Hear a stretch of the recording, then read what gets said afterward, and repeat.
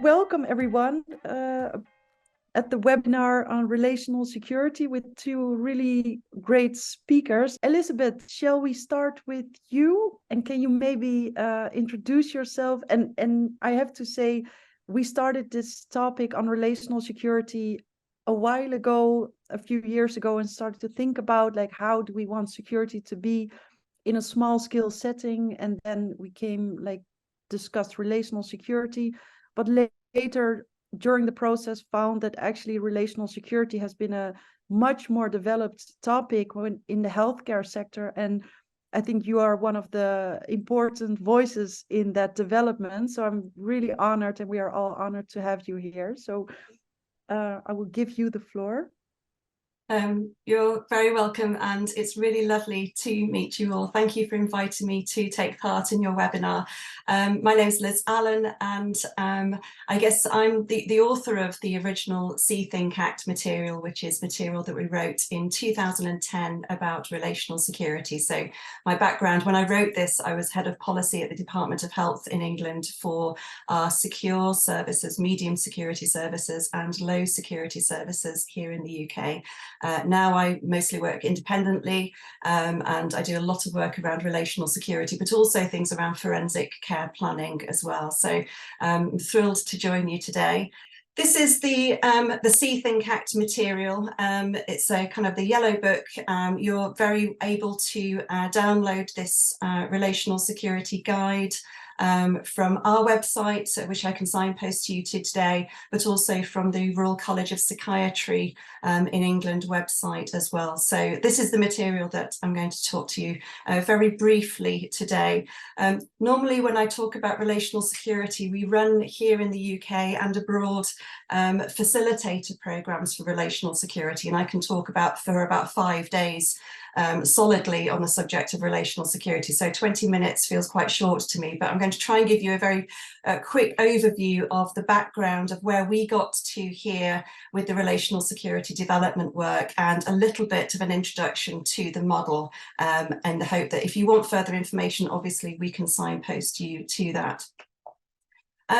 A little bit about the background. So the first See Think Act book was written in 2010, and I wrote it whilst I was head of policy at the Department of Health. And the reason we wrote it was we had what you might call a cluster of events happening in our medium security hospitals here in the UK. So this is very much about forensic mental health services at this stage. But we had a cluster of events that drew the attention of some of our ministers, so our Secretary of State for Justice and our Secretary of State for Health, who collectively oversaw what we might see kind of mental health and justice. So for those people who are often detained in our mental health services, but also have a detention under the justice system as well. What was interesting is in that meeting, both Secretaries of State, both for Justice and for Health, made quite a strenuous argument for the idea of having more physical security so that these types of incidents didn't happen in our services.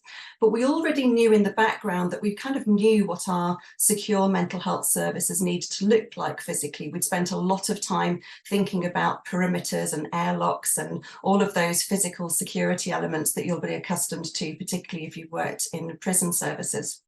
What we were really lacking was a better or an adequate understanding of what this element was called, the third element, which might be relational security.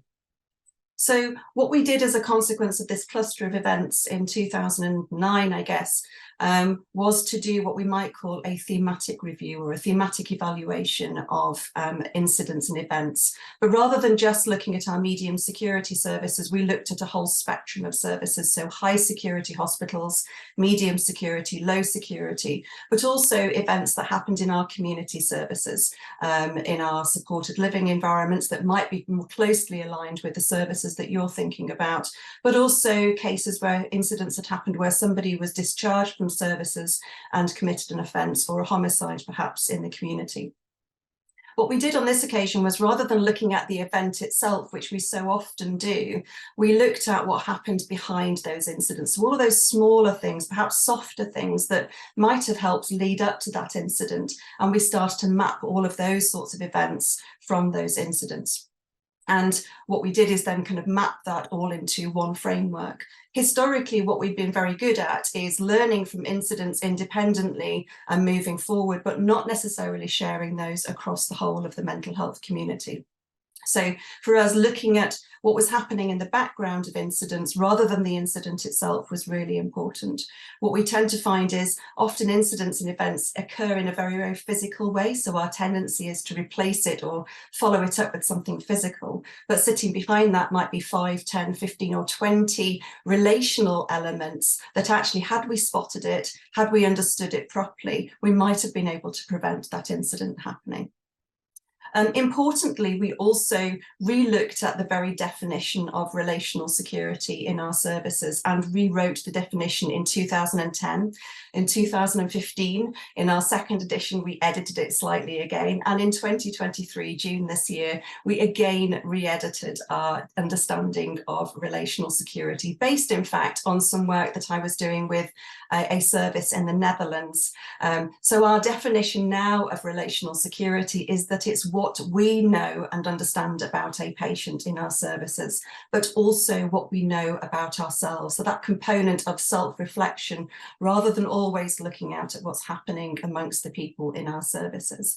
But not just this linear relationship between us and an individual, but also thinking about what's happening in the wider environment more broadly, perhaps amongst the patient mix, perhaps amongst the staff mix as well. And then thinking about what the possible responses might be and taking that course of action. So that's where See, Think, Act came from as a title for our relational security work, seeing what's happening around us, listening to our patients, thinking about what the right range of possible therapeutic responses might be, and then taking the appropriate therapeutic action to keep that person safe or to keep other people safe as well.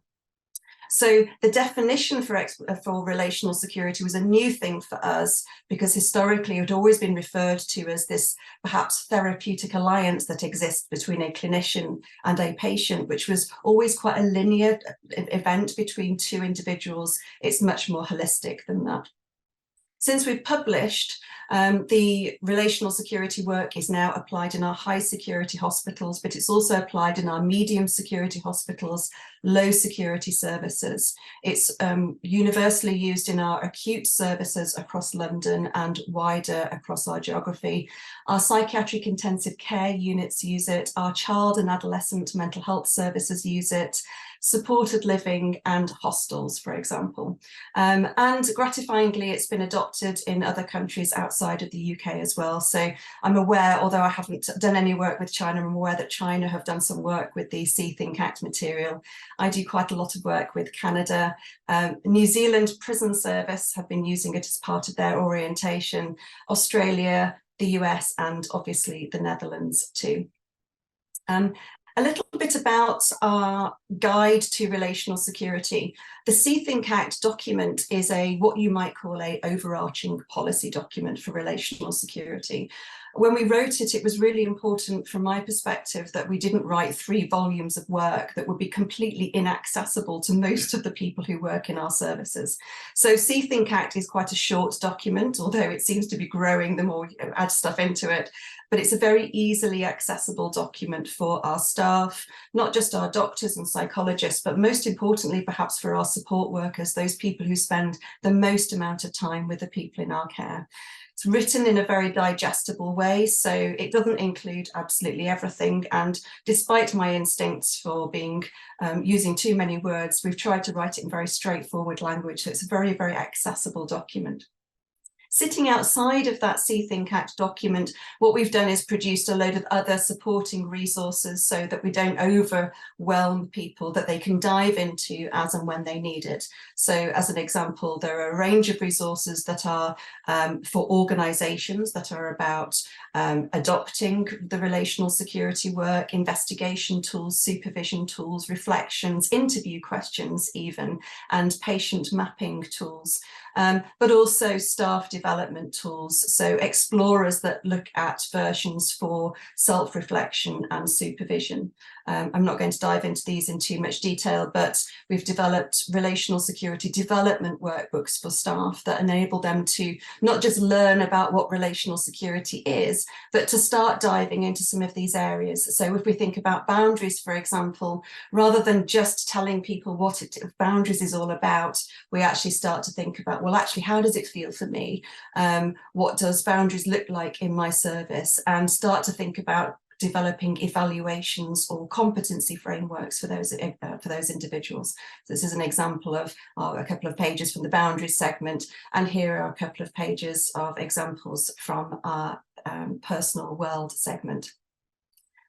We've also developed e-learning this year as well. So we now have e-learning for an introduction to relational security for our staff.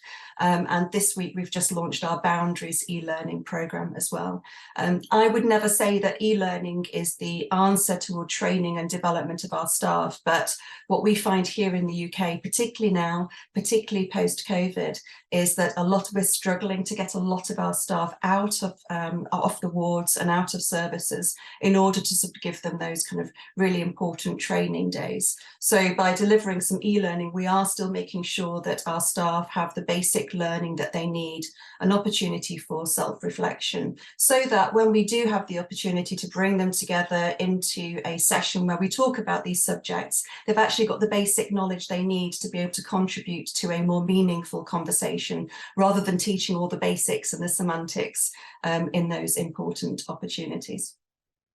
So here is an overview, an impression of what the model of relational security looks like for us in mental health services here in the UK, and for those other organisations more globally who've adopted it.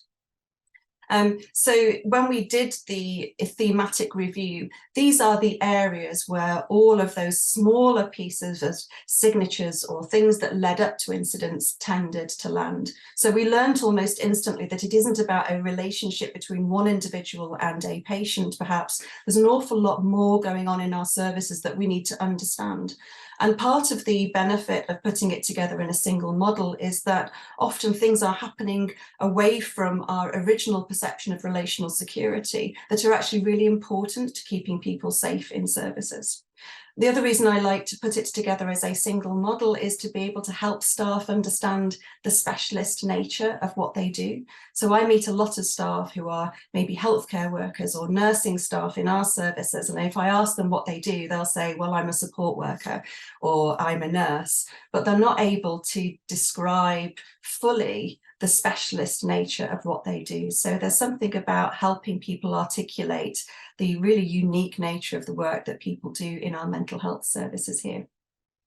I thought I'd just spend a couple of minutes working through each of these areas so I can help you understand a little bit about what all of these different areas mean. But one of the pieces of work that we found quite important to do here is not just to explain what boundaries means and what therapy means, but also more strategically for us to help our organisations understand how relational security fits with the accomplishment of wider organisational goals. Often we see here that, I'm just letting somebody in, often what we find here is that people tend to perceive relational security as something that our ward staff do or our service or unit staff do, and forget that there is a whole strategic component to relational security. If you think back to the workbooks that I just showed you, 50% of the exercises and reflective practice in there are for managers and leaders, not just staff who are directly responsible for patient care. So the team component within the relational security module covers two areas. The first area is boundaries. The data that we have from our e-learning program shows still that most of our staff still believe that the management of boundaries with our service users is still the most important to them, the most relevant to them in their services, but also the biggest challenge, which is why we produce the boundaries e-learning first for people. Our boundary segment looks at not just how to manage boundaries with service users, but it also looks at the impact of trauma in terms of how people are able to manage boundaries and rules in their services. It looks at, do we even know what the rules are? And do we know what the therapeutic justification is for having them? When we're talking to people about the boundaries and rules in our services, how are we communicating them, and how are we listening to the needs and the values of people in our services? How do we apply consistency with boundaries in a world where we want to reduce blanket restrictions and restrictive practice in our services? The issue of consistency is one that comes up as the biggest issue for staff, in that often they think that they have to be giving the same answer every time to every patient. And of course, it isn't quite as straightforward as that. It's much more nuanced. The therapy section looks at not what therapies work and what therapies don't, but more what's our attitude and approach to therapy. Now, in a justice service, it may not necessarily be about CBT or DBT, although of course it might. The outcomes for therapy might be about independent living, independence, reduced vulnerability, for example.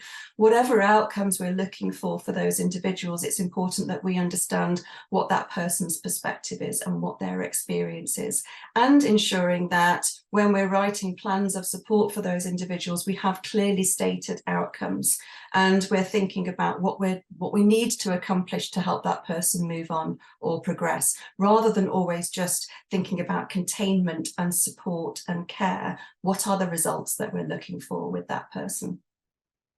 If we look at the other patients, so this wider understanding of what relational security is beyond this linear relationship with an individual, we break it into two areas.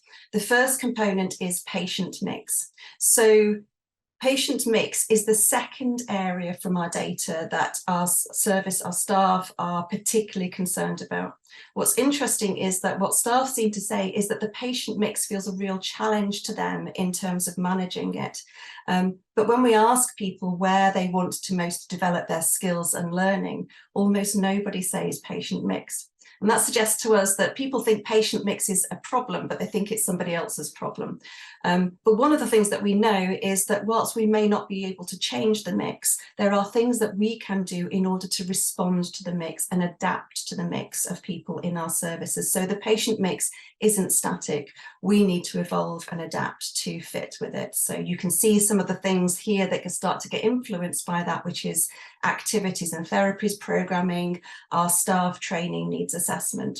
What we tend to find here is that people talk about the patient mix or the service user mix in very anecdotal terms. They describe it in a single word, whereas what we're starting to do is do much more evaluation about what the mix actually looks like. So we agree what characteristics and factors are relevant for the mix, and then we map all of our service users against it, so we get a visual impression of what the mix actually is, and then start to see the trends. It starts to raise questions for us about risk, vulnerability, other needs that perhaps we haven't met.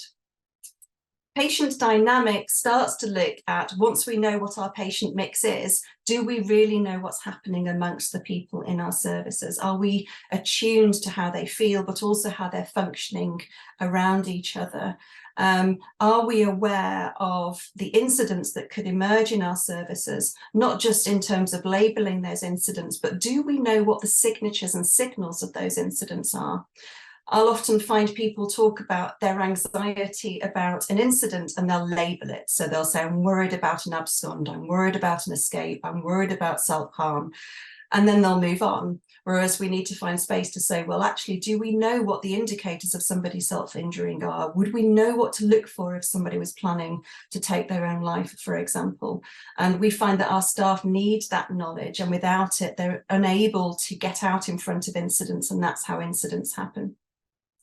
Although we've called this patient dynamic, we found a large space in here also for staff dynamic. There's probably a 50-50 split now in our latest version about not just understanding what's going on between our patients, but also understanding what's going on for us. Often staff are interested in a conversation about staff dynamic, but sometimes they don't remember that what's happening in the staff dynamic has a direct impact on how our service users feel, but also how safe the service is. And that starts to unpack all sorts of issues around culture, safety, how staff talk to each other, professionalism, etc., and so on. It's almost limitless. The fourth component looks at the inside world of the individuals that we're providing support and care for. We've broken this into their personal world and also the physical environment that they experience. The early versions of the personal world segment focus much more on our learning from suicides that had occurred in our services and cases where people had taken their own lives and our staff hadn't seen the signs of that happening, or they had perhaps looked and taken things at face value and not noticed that that patient particularly was projecting themselves in a way purposely designed to have them staff remove their attention from that individual. And there's a very, very strong element of that too remaining in there. But increasingly, there's a very much more of a trauma component to this, and also a lot of practical stuff about how we communicate and converse with the people in our care.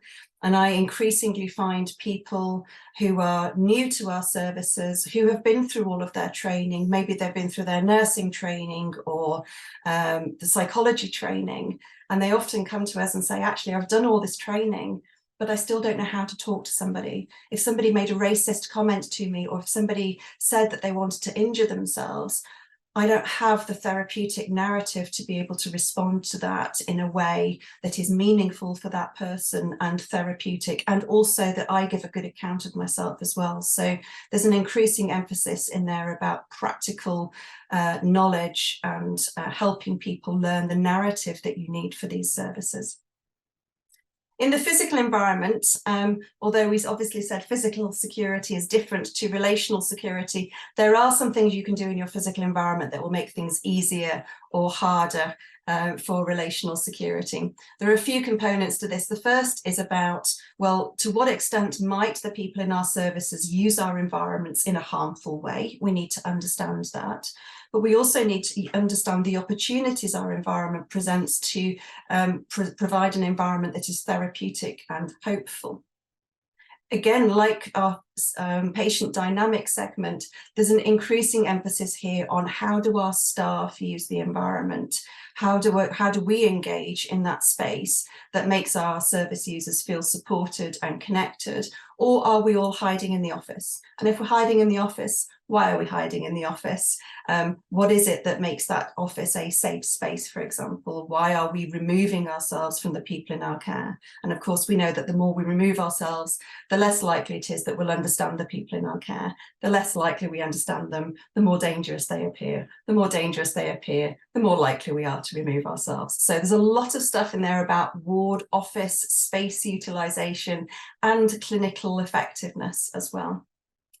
And then finally, many of the themes that came up for us in our incident investigations were not just about what was happening in our services and how we're managing relational security with the people in our care. It was also about understanding what's happening outside of our services in terms of visitors, so people coming into our services, and also outward connections. So the connections that the people in our services have externally, whether that's physically going out, geographically leaving our sites through supported leave or escorted leave into the community, or digital connections, virtual connections with people, and how we make sure that stays safe and supported, but also how we make sure that we are using therapeutic opportunities and we are using outward connections to actually help people grow and learn, rather than just seeing it as a privilege, as we so often do in our services. So that's a very, very quick run through the relational security module. I'm very, very happy to answer any questions. I apologise, it's a very, very kind of short summary of the work that we've done here, but I do hope that's useful. Veronique, do you want to take me off being the host and lead so that you can control everybody else's access? Yes, yes. Thank you very much, Elizabeth. And on your behalf, no apologies needed because we planned this short. But thank you for taking this time. Are there any questions? Because I will start with a question. I think when it comes to the prison service, you mentioned the word independence and making people more independent. Is that I feel that when you compare it with the prison service, it's the word independence has a very different meaning, and it's much less elaborated on, like on how to grow, make sure that people become more independent. So, what are your reflections on this? I think I would say that whilst I'm presenting this as something that we've developed here in the UK, I wouldn't by any stretch say that we have this sorted. I would never tell you that all of our services in mental health are doing this and they're doing it well. I think the striving for independence is still something that we have a very, very long journey to do with mental health services. I think it's very easy, maybe more so in prison services, but still so in our secure mental health settings, to put so much rigor around people, so many rules and so many restrictions. We actually limit them. We make people worse, and we create this situation where people have so much regulation around how they live in our services that they feel completely ill-equipped to be able to go out into the real world again. They don't, we often consider them as safe spaces, but the work of the relational security work should be about creating safe spaces that reflect our communities so that people feel better able and better confident. So we often have people coming into our services who used to shop and cook and clean and do everything for themselves, and they spend 2 or 3 years with us and then they've lost those skills. So the relational security work has to be about recognizing where people still have skills, maintaining those skills as much as we possibly can, and helping those people who don't have those skills growing them. Thank you. Helena, you have a question? Yeah, thank you very much. I was wondering, so you made quite clear that training staff in a particular way is really, really important to make this work the way it's supposed to work. I was wondering how much supervision or intervention is needed after training or continuous training, because I can imagine that this is also very demanding for staff members. And you mentioned trauma, and when thinking about suicide attempts or things like that, it can also be traumatizing for staff members. So how would you see that? I think one of the mistakes that we made historically is that we delivered relational security training to when people first arrived into services. And then it stopped. And maybe they had an annual update, but the annual update was the same presentation they had when they arrived, because it was about auditing and making sure that people were updated. I think the relational security work, there's a space to be, there's a space for talking to people when they first arrive into services, but there's a limit to what they can bring to that conversation because they haven't yet worked in their ward or in their service. I think that this has to be ongoing development with staff. If you look at the model, this is basically what our staff should be doing all the time. This is their job. One of the pieces of advice that I would give, that I've certainly learned myself about relational security training, is do it as a team. So often we see people come to relational security training and they run the day, and lots of people from different services come to that training. I will always deliver relational security training by ward or by service. So it's got your psychiatrist, your psychologist, your occupational therapist, your support workers, and they all come together. So they talk about their service users, they talk about their boundaries, and they continue to learn together.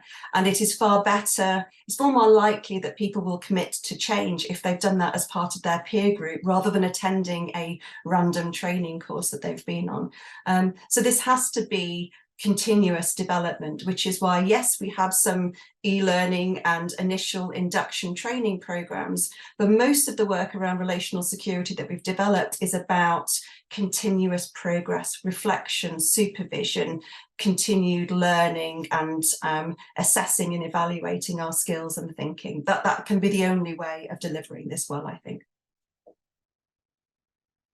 Thank you. Tamara, shall we go to you? And then after we maybe have some time for a little discussion as well. Tamara, do you want to introduce yourself and tell about your work? Sure. Thank you so much for the introduction. Also, thank you to Liz. It's been really interesting to listen to your work, and thank you for the invite to this webinar. I'm really excited to be sharing a piece of my story in the next 15 minutes. So hi, everybody. My name is Tamara. I'm originally from Austria, but I studied in the UK, in London, and then I became a prison officer. So for 2 years, I worked as a prison officer in a prison in the northwest of England. And during my time there, I learned a lot about how relationship building can really make a huge difference in the prison service. Before I get into my explanations, I'd like you to imagine being in a prison cell. And I'd like you to imagine that when you wake up in the morning, your door is slammed open, an officer walks past and opens all the other doors, and then they go back to the other officers into an office, and you don't see them. And if you want to speak to them, you have to go into the office, and they ignore you most of the time. And when you want to go to work, they just unlock everybody and let you go to your different workshops. Now, I want you to imagine that you wake up in the morning in your cell and you've got an officer opening your door, telling you good morning, asking you, what are you going to do today? Are you going to a workshop? Are you going to education? When you go on the landing, you see other officers around, you see the officers having conversations with the other prisoners, and you see a bigger sense of community. Now, these are very different scenarios, and I've seen both in landings of prisons. And there are 3 differences that are the result between having a more enclosed environment and less interactive environment and having those relationship building environments that I mentioned in the second scenario. So 1, it's all down to recruitment. If we have people who have the right intentions and who want to become a prison officer because they want to make a difference, because they want to rehabilitate, because they're non-judgmental, because they want to build relationships and they want to support the people in their care, then this is a great starting point. That doesn't mean they're going to be, we can just put them on the landing like that and we will just forget about it all and they will just do their job. But we need all of those skills and those attributes that they have at the start and their right intention and mission and vision before they even join us. Once they join, we deploy our training. And I think when you think about it this way, if you train somebody who doesn't care about all the training that you're developing, they're not going to take it in anyway. So you can chuck all the best training at them. You can show them, oh, this, you should be doing this and you should be doing that. But if they say, well, actually, I just became a prison officer because I want to lock people up, then the training is not going to make a huge difference. So you need the people with the right intentions to go into your training. Then next is the training. And what's really important with prison officer training or prison training in general is a lot of the stuff that you will learn is also learned on the job. So as much as you try and sit in a classroom and tell people about relationship building and about 5-minute intervention skills and about control and restraint and use of force techniques, still a lot of times it's really hard to employ that in real life. So it's first of all really important to not only train in a classroom, but also try to develop some scenarios. And also it's important to keep checking in during the time in the prison and have that continuous relationship with the trainees. So let me explain more about this. About the scenarios, in my training as a prison officer, every week we had one scenario evening where after we've learned about different skills and different employability items and different soft skills that we needed to employ in our work, we were put into different groups and we entered a classroom, and our trainers would pretend to be either a prisoner or a prison officer, whatever the scenario was like. Let me give you an example for that. So one scenario, I was called into the education building as a prison officer, and the member of staff who was there, who was the teacher, had been disrupted in their lesson by one of their prisoners. And I, as a prison officer in the scenario, had been asked to remove that person or at least de-escalate the situation in a way. And I wasn't told much in previous to the scenario. I was kind of put into that scenario, just, you've been called to the education building, see what expects you there, because that's reality. You don't know what you're going into a lot of times in prison. And so I would then go in and I would speak to the people who are the prisoner. I would speak to the education staff, and I would employ the skills that I've recently trained in my daily training. And those scenarios really, really helped not only to assess us and assess our confidence in the training, assess how much we took the training in, but also it gave us a little bit of a real life taste to what it means to actually use the skills that we've been learning. And it made us more confident in displaying ourselves in those actual real life scenarios. So what I mean by that is that at the end of the day, we are who we are, and it's not of use if we're trying to pretend that we're somebody else. So with all the training, it's important to take it all in, but we also need to figure out, how does that work for me? And how can I use the right language? How can I work on these work with all these different people? How do I build relationships successfully? And this was a huge part of prison officer training, where the scenarios gave us that kind of extra opportunity to practice all these skills. At the end of the day, as I said earlier, that still meant that after we arrived in our different prisons, we still were due to receive mentoring. We were still due to receive reflection sessions, and we were still due to receive additional training. So with regards to the mentoring, we were lucky enough that we had a mentoring prison officer. That was a person who had been a prison officer before and now worked solely as a mentor for us. So they had the experience of working on the landings, they had the experience of all the training, and they were able to give us their advice, but mostly their space of reflection. So rather than us meeting up for an hour and sitting down and then telling me, well, actually, you should be doing this and you should be doing that, I would be presenting them with different situations that I've been finding myself in. I would talk to them about situations where I was unsure if I did the right thing or unsure what I should have done instead. And they would ask questions back. So I could find and derive my own solution and really find my own way of how to deal with the situation, because it wouldn't have been of use if they said, well, just do that. Just tell them to go back to your cell. And I say, well, actually, but that's not who I am that way. So I need to have a different attitude and a different way of approaching that situation when I feel like I'm losing control of the situation. When it comes to all of the training that prison staff get, what I've received is quite unique, because I was part of the Unlock Graduate Scheme. So this is a leadership program for recent university graduates who then become full-time prison officers and do a part-time master's. So unfortunately, all this training is not the standard, and it's not the standard in most countries in the whole world.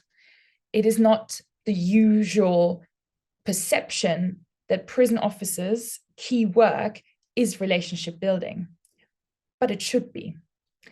Because at the end of the day, we can build safety and security, as Elizabeth already said, through building those relationships between members of staff and with the prisoners and with the people in our care. What I've really noticed is that I've never been afraid of being assaulted, or I've never been afraid of being put in a situation where I'd find myself subject to violence. And a huge part of the reason why is because I always felt confident in building relationships with people and showing them that I'm an officer. I will give them the security and I will show them that I'm here to care. And I will do my utmost to make them feel safe and to support them in their rehabilitation. And through those relationships and through giving them the sense of possibility of change, the sense of support, and also a little bit of compassion, I always felt safe in my job, because I knew if I have that relationship with somebody, they will not harm me intentionally. And yes, there were times where maybe something could have gone better. And I have found myself in violent situations, but it was never intended that way. There was always a reason behind it. There was always we didn't really quite understand that person. We didn't understand any of their personality disorders, perhaps. We didn't know how to deal with them. And so a lot of times that was what resulted in any difficult situation. And before, I know that we're running out of time, so before I end, I would just like to give a final example. We were working with a prisoner who'd had severe learning disabilities, and they were also on the autism scale.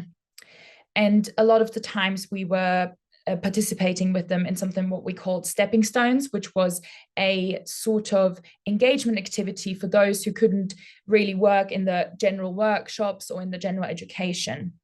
And another officer was leading that, but I was still in the same department that day.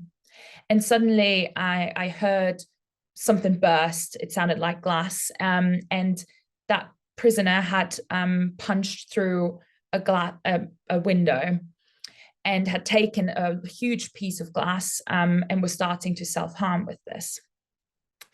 So in that moment, I had a really good relationship with that prisoner.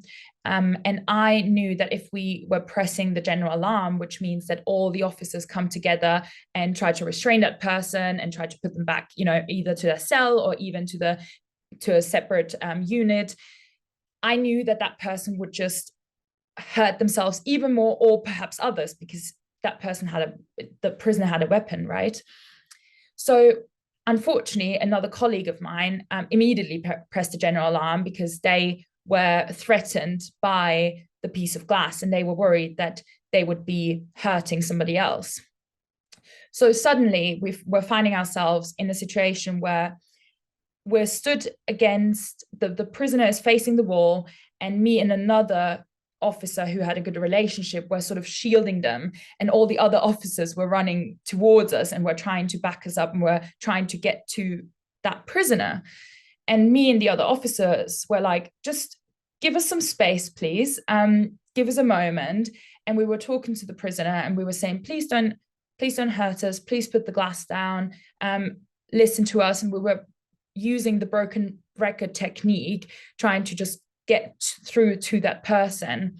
And after 2.5 minutes, they did drop the piece of glass and they did walk back to the cell just with us, and we could have a conversation. And I think that is a really great example of how relationships can make that huge difference, because usually if me and my colleague hadn't been there who had that good relationship with that person, everybody would have just gone to restrain that person. Maybe somebody would have gotten hurt by the piece of glass, and all of those issues can be mitigated by building relationships. So thank you. Thank you, Tamara. I am wondering, so we have a researcher, Berit Johnson, present from Norway, who did research into large-scale facilities and smaller-scale prisons. Maybe you can share a little bit, Berit, because my question is, to what extent is relational security realistic within a large-scale prison? And I would love to hear the reflection of you, Tamara, and Elizabeth, and maybe also Berit. I contacted Rescaled because I believe that relational security and relationship building and supporting a person in their rehabilitation is definitely much easier in a smaller scale detention house. It is definitely not impossible. I've seen good relationships being built in larger scale facilities, but being short-staffed, being 3 officers per 70 prisoners, relationship building will work with the one-off, and there will be good relationships, good working relationships, which you can establish, and you can also build on the teamwork that you have with the other officers and the prison staff in general. But I 100% believe that if we had smaller scale facilities where we could actually facilitate that one-to-one contact much more, then not only would we build better relational security and safety within the prison, but also we would support a person's rehabilitation, and we wouldn't have so many people who just fall through the gaps, because it usually in the larger scale prisons, it's who shouts the loudest. But a lot of other people still need our help, and we just don't deal with them because we don't have the opportunity or time to build that relationship with those people. And Elizabeth, what do you think? I think I'm very glad that I don't work in the prison service and I work in mental health. You know, I have had some experience of prisons, but it's always struck me as almost impossible to envisage how, when you have 3 prison officers with a ratio to 70 prisoners, how you could even begin to form relationships. So I think, although I know that you've followed the route of looking at prison services and looking at things like dynamic security for your own services, which has a straightforward logic to it, there is more logic in some ways in looking at what mental health services have done, because they do have those ratios, greater ratios of staff to service users, and theoretically their starting place is support and care rather than necessarily detention and containment. The one thing I would say is I have seen some large scale services in mental health that do relational security very, very well. I've seen some small scale mental health services that are incredibly dangerous, where staff don't care, they're more interested in containment, and that's more driven by their own sense of safety and harm. So it doesn't necessarily follow for me that you go from large scale to small scale and you get relational security right. It's entirely dependent upon the people that you employ, how competent, how capable they are, whether they have the right attitude and ethic, and whether they trust each other or not, and that continued development. So it would be a mistake to say you go from large scale to small scale, you can definitely do relational security. It entirely depends on the people that you employ and support. Interesting. Berit, maybe you can share a little bit about your research, since there's also it's on mute. There's also a learning lab in much more detail. Sorry. So just a few sentences. Yeah. I caught interest in this topic because the concept of relational security, I think, has a parallel with what we, at least in the Norwegian prison service, refer to as dynamic security. It's a human factor. And what I really liked with the presentation of Elizabeth is that also you put effort on or highlighted the relationships between the patients and between the prisoners, because that is also important. How you compose a unit, how flexibility within a prison is very, very important to have the means to compose, to take out prisoners that doesn't function, to put in new ones, and so on. But dynamic security mostly is understood by the relationship between prisoners and prison officers. And in a small-scale prison, you are much more dependent on this kind of security measure to function, because you are such a few people. You are perhaps 3 people at work. So you need to handle incidents by talking to prisoners. And then you are totally depending on learning how to know them. An example, I was just thinking of it now. I was interviewing, she was a woman prison officer, a very cheerful woman. And she was working in a small prison. There was a prisoner, he was really, really angry. He was banging in his door, he wanted out, and so on. And she went to talk to him. And when she arrived, he said, "Oh no, not you. I cannot be angry at you. So this is about relations, She had a good relation, she talked to him, and then the whole situation calmed down. So I think it's so much, and Norwegian prison officers are trained in this. They have 2 years of education. They are trained how to use this. But also, what I have found very, very important, and with reference to Hey and Spark, you sometimes feel that, or they say that it is like prison officers belong to a magic circle because they do something that you cannot understand. And I think that prison officer work is a very sensory work. They smell. They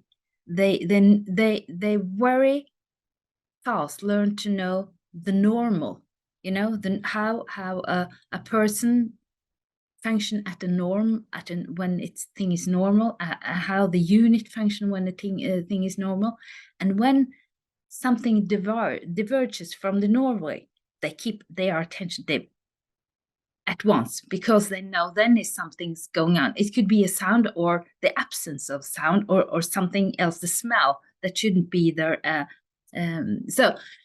So there is so much into this that I find very interesting. And what I find very interesting, I was Googling while you were talking, Elizabeth. I was not paying attention. I was Googling and found also articles or research that has been doing on this relational security, which the dynamic security concept it's very little researched on it. So I think we have that it's a lot to learn from the work that you have been doing on this concept in the context of dynamic security.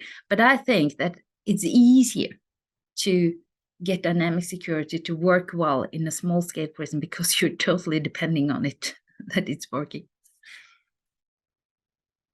Thank you. Noah, you have a question. Yes, I have a question. Thank you, first of all, for your presentations and contributions. I think in both your presentations, Elizabeth and Tamara, you mentioned that importance of doing the training at the start when staff actually starts in a certain service or starts their career at all, as well as the value-based recruitment. So I was wondering if you could just touch shortly on your experience in training people who have been doing this kind of work for 10, 20 years, or giving training to management who has been in that management function for 20 years, or even, I think you touched on that, Tamara, in your last example, bringing together staff who had that new training and then having people who had different training, like the person maybe who wanted to press that general alarm button, that kind of the I guess I would say maybe difficulties of bringing those different experiences together under that new model, under that model of relational security. So it's a really good point to raise about the existing staff and staff who've been incumbent in services for maybe 10 or 15 or 20 years. Everybody gets really preoccupied with introducing new starters and new people into our services. And I try and tend to focus people on training our existing staff. There's no point training a new starter if when they get to their service, whether that's a big ward or a small scale unit, if that culture doesn't already exist there, it will evaporate instantly and you've wasted your time. I think it would be easy to get frustrated with people who've been in services for a long time, maybe 10 or 15 years. But as leaders, we are partly responsible for why they function and behave in the way that they do. So I think some degree of understanding about the culture that we've created is really important, rather than just blaming them for being belligerent or different in their style. This is culture change. This is not about training and learning. This is about understanding the extent to which people feel safe and trying to unpick what it is that makes people feel safe. So in my experience, a lot of the time, what makes people feel safe is rules and regulations, and people have the sense that, if we're flexible or human about something, our services will turn into anarchy. And they don't see that actually it's our inflexibility, it's the perception that we're inhuman a lot of the time that actually creates the frustration and violence in our services. And certainly in our services, I think we'd have a tendency to diagnose. So we see behavior as somebody's diagnosis or their history, whereas in actual fact, many of the people behaving in the way they do are behaving in exactly the same way that you and I would, given the same set of circumstances. So it's about creating that understanding. So I think our existing staff, particularly as you identified, those people who've been in our services for 10 or 15 years, who have grown up in a different culture, almost needs much more support to work through that process. And I'll hand over to Tamara because she's got more experience than I do. Thank you. What you just said really rings true. So prison culture is what changes the attitude, and then we can go in with additional training, additional skill sets that we can adapt on and expand on. But Alison Liebling has some really interesting work on the prison officer and also the prison culture.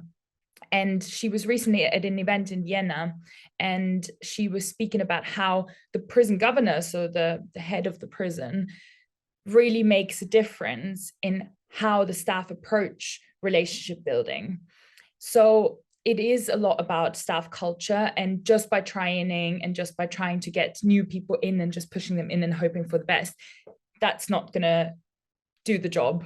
But we need to have a mixture of all of these things. So we need a culture shift. We need to appreciate the prison officers and their work. A lot of times, my colleagues don't even realize that they employ relational security. They use the skills that we've learned at college and they hadn't. They, a lot of times, do all the things correctly, but just don't really know about it, and that's why they don't employ it as well as others could, or they cannot act upon them, which I think really works with the see, think, act wording of your presentation and your work, Liz, because a lot of times they see, they think, but they don't really understand, and so they act differently than what we might expect or what we would need. So it's trying to break that barrier and showing them, you're doing all of that. This is not completely new work. You've already done all the hard work and hard developing of the skills, and now let me guide you in how we can move that into that right direction, into the acting bit. So that would be my answer to your question. I hope that helps. Could I please just add something to this, because I think you are into something very crucial, and that is a lot of these people working in prisons is also psychiatric ward. I guess there's a tacit knowledge there. They know it, but they aren't articulated. And how should we teach it when this kind of skill are not articulated? So that's because I'm interested in researching this to, in a way, find concepts, meaningful concepts, so we can learn from these people with all this knowledge that they don't know that they actually have, and use it in training of new officers. Thank you. Elizabeth, you wanted to say something? Yeah, only that I think that the point that Noah mentioned was about leadership. So I just thought I'd come back to that very briefly. I think it is one of the things that we've missed here in the UK, and we need to place more emphasis on that. We often train our staff and then breathe a sigh of relief, and we're missing out a whole layer of strategic development training around relational security. There are limits to what people can accomplish with relational security at a service user facing level if our leaders don't understand it, if they don't understand the strategic connections. Most of the work I do now is about leadership training, and then we have facilitators now who train people in their own organizations. So people who they build those skills internally, so they have that flexibility to do supervision and reflective practice rather than just an external person training. I most enjoy the leadership training because unless you get that right, you're not really creating a culture. I had one service in Canada who said, we weren't sure that we were ready for relational security because we thought we'd have to change our culture first.